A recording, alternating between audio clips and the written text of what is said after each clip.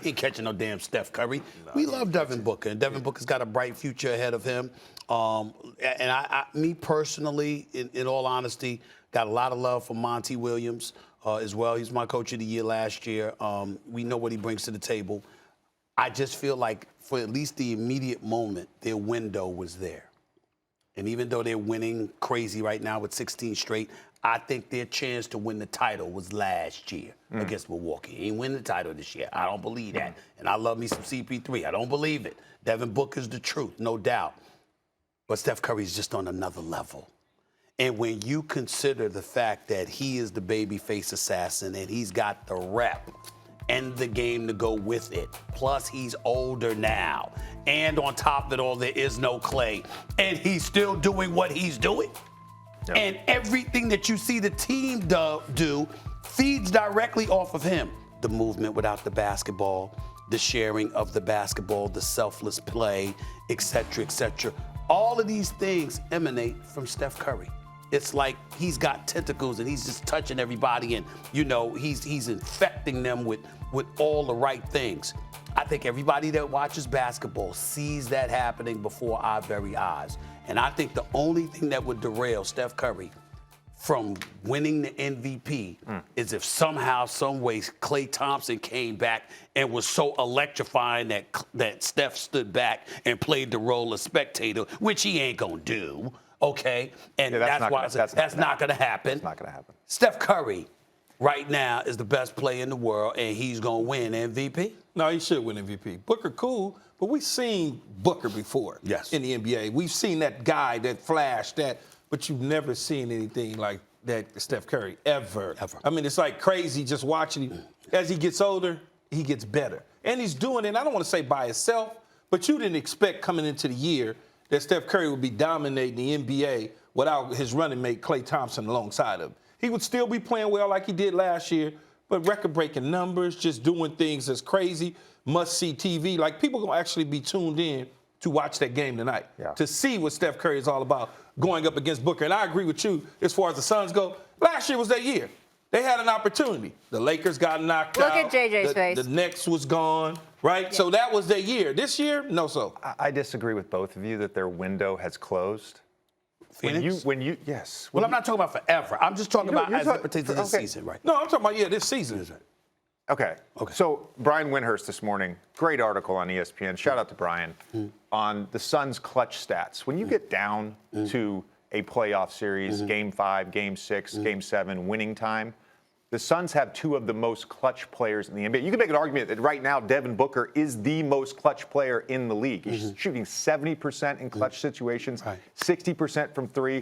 The two of them, their offensive rating in clutch time is 138. People have a bad taste in their mouth because last season, how it ended. What last season? He had 240 balls in the finals. That was her words. I'm saying how it ended. Let me say this to you. Let me say this to you, JJ Redick. Yeah, but Milwaukee was the best team in the league last year. I don't give a damn. You know better. Listen, Giannis, man amongst boys, clearly a more complete team. They were down 2-0 in that series. What happened? Budenholzer heard your boy talking.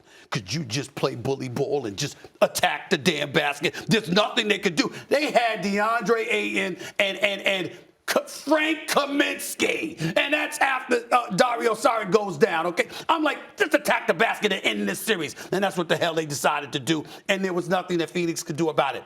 You couldn't stop the bleeding. I ask you a very simple, albeit rhetorical question, JJ Redick. I want to hear it. You trying to tell me that Steph Curry wouldn't have stopped that bleeding? Oh, my gosh. This Steph Curry, the Klay Thompson, where they wouldn't stop that bleeding. See, what I'm trying to say to you is this. Booker can ball. Yeah, Booker, we've seen that before. Booker's a star. And I get the clutch stuff during the streak and all of that other stuff. And by the way, he showed up for some games in the playoffs, too. He didn't melt beneath the pressure. Closeout game versus Denver. Closeout game versus the Lakers. Absolutely. Well, don't get us started with the Lakers. We know they were shelling themselves. And with Denver, Jamal Murray wasn't in there. Porter was still there before his back went out on him. And we wish him nothing but the best. But the bottom line is this.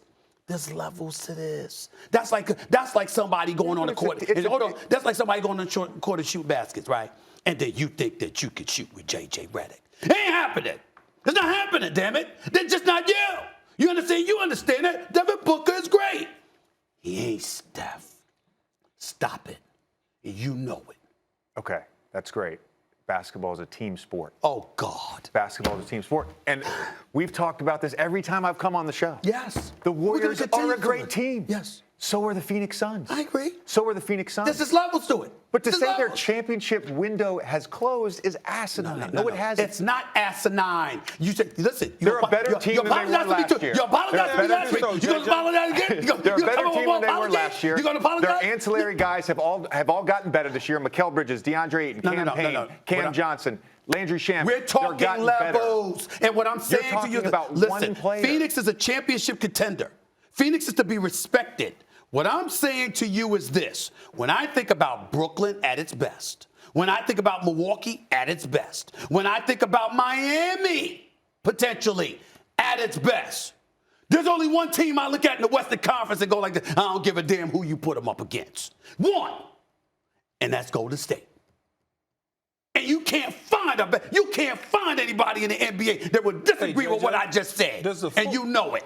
Why does the floor shrink when him and CP3 in a half-court set is on the floor together? Like last year, when you look at it, all of a sudden, the ball is in CP3's hands, and it's almost like nobody else is getting the shots off when they're supposed to. Well, it goes back to what I said earlier about how Golden State will defend a lot of pick and rolls tonight, and they'll switch. And when they switch, and you've got a guy like Devin, and you've got a guy like CP who can operate one-on-one, you shrink the floor against those guys. I want to say one thing. I want to say one thing. Problem to derail them like it did last year. I want to say one thing to Stephen A. about last year's finals. I want to say one thing. Yes. You could make an argument that they're up 2-0, right? You could make an argument that last year's finals came down to 2 plays. Giannis's block on Ayton, which was one of the greatest defensive plays of all time. Yes. And Drew stripping Devin at the end of the game and throwing the lob to Giannis. That's 2 different games that could have swung either way. Thanks for watching ESPN on YouTube. For live streaming sports and premium content, subscribe to ESPN+.